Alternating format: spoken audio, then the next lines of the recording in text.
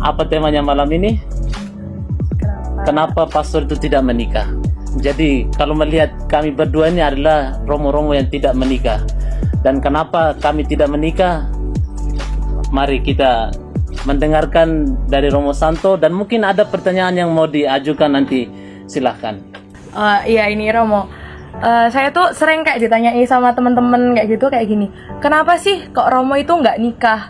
Padahal kalau misalnya melayani Tuhan secara full atau secara penuh, bisa loh mereka menikah juga. Itu jawaban yang pas untuk menjawab pertanyaan mereka itu kira-kira gimana, Mo? Oh iya ya. Pertama-tama harus dipahami dulu ya, kita berdua ini nggak menikah bukan berarti kita nggak laku ya, gitu ya. Ya. Tentu kita adalah pria normal ya. Justru kalau mau menjadi imam itu harus normal. Bahaya kalau tidak normal ya. Maka pilihan untuk menjadi seorang imam secara khusus saya sendiri dari pengalaman saya ialah menjadi seorang imam itu sebuah pilihan. Memang benar banyak orang mengatakan, loh menjadi seorang imam atau mau melayani itu kan tidak harus tidak menikah. Anda bisa menikah lalu melayani Tuhan. Tetapi dalam gereja Katolik ya, kita secara khusus para imam maupun biarawan-biarawati itu memang dikhususkan dan berkomitmen untuk tidak menikah.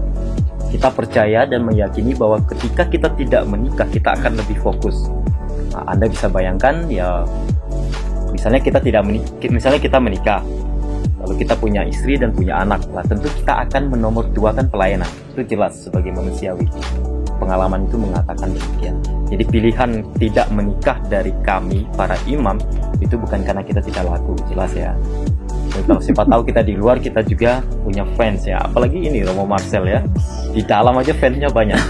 Murid-murid di sekolah ya. Iya, tidak benar. Saya rasa itu jawaban yang bisa saya berikan dari pengalaman saya sendiri. Jadi biar lebih fokus untuk pelayanan. Biar lebih fokus, dan itu pasti fokus. Bahkan kita kadang-kadang ya, mohon maaf misalnya, ya kita mau tidak mau harus menomorsatukan seluruh umat demi ya pelayanan dibandingkan keluarga. Kadang-kadang harus seperti itu. Ya, bagaimana? Cukup menjawab atau bagaimana? Cukup. Terima kasih Romo. Enggak sedikit juga yang pernah bertanya kepada saya itu. Sebelumnya mohon maaf Romo, ini ada pertanyaan seperti ini, mungkin bagaimana sih caranya Romo? Pastinya Romo itu juga manusia kan, bukan Tuhan. Lalu pasti punya namanya hawa nafsu. Lalu bagaimana Romo itu menyalurkan atau mengalihkan hawa nafsu itu menjadi sebuah hal yang positif. Kan katanya tadi harus normal ya kan, Romo? Baik. Normal. Ya, benar. Sebagai manusia pasti punya nafsu itu.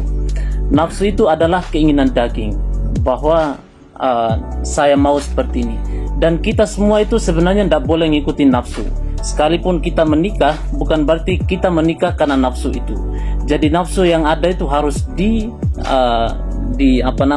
dikontrol lah, kira-kira begitu. Nah, kalau kami bagaimana bisa mengontrol? Salah satu caranya itu ya dengan melakukan pekerjaan yang lebih positif. Misalnya, bisa dengan berdoa. Berdoa dalam artian tidak langsung mendoakan itu supaya hilang saat ini, tetapi dengan mengenali nafsu yang saya punya, bahwa saya manusia normal dan saya memiliki nafsu ini, tetapi tidak harusnya saya salurkan ke hal-hal yang negatif. Ya, jadi nafsu itu tidak hanya spesifik pada satu titik saja, tetapi nafsu itu bisa banyak-banyak.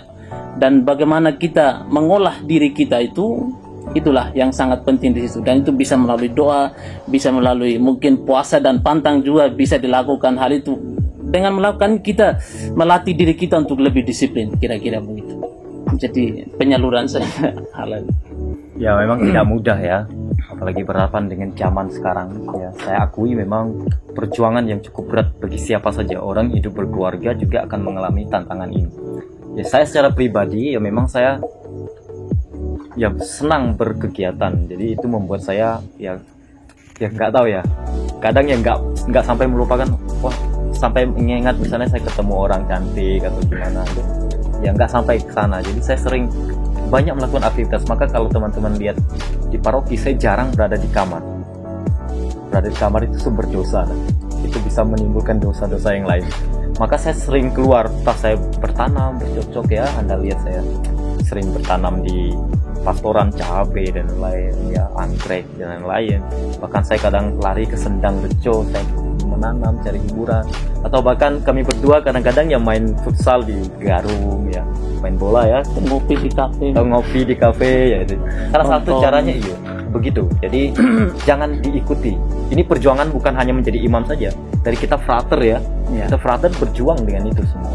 Ya, saya rasa itu tetap justru harus punya, nafsu itu harus punya, karena itu menunjukkan kenormalanmu ya di situ. Ya bukan berarti menjadi seorang imam itu harus hilang nafsunya atau dan lain-lain dalam artian tertentu ya. Seperti itu. Ya. Sudah, terima kasih. Baik, sobat pastor semua, kira-kira demikian perbincangan kami pada malam hari ini. Halo, jumpa lagi dengan saya Suster Julita atau Suster Octaviani. Dan kali ini saya tergerak untuk menjawab pertanyaan dari salah satu komen yang ditulis di salah satu video. Tapi sebenarnya banyak komen-komen yang serupa. Salahnya saya adalah kenapa saya tidak screenshot ya. Tapi pada intinya begini, banyak orang berpikir, banyak orang menduga, banyak orang bertanya-tanya mungkin tepatnya ya. Kalau suster tidak menikah, tidak kawin, lantas gimana cara untuk menyalurkan hasratnya? Ketika hasrat itu muncul, apa yang dilakukan? Mungkin tepatnya gitu ya. Lalu gimana selama ini cara mengendalikan atau cara apa ya? Sublimasi atau ya intinya kalau manusia itu kan normal. Intinya kalau manusia itu normal, punya rasa, maksud mereka gitu kan, rasa ingin menikah, rasa pengen melakukan hubungan mungkin menurut mereka gitu. Lalu kalau setelah itu nggak menikah dan tidak melakukan itu semuanya, para biarawan biarawati itu gimana cara mengatasinya itu gitu. Nah, pertanyaan bagus dan ini juga ada jawaban bagus. Semoga bisa sedikit memberi pencerahan. Kalau tidak masuk akal, itulah kelebihan kami yang tidak bisa dicerna, tidak bisa dimengerti. Kok bisa?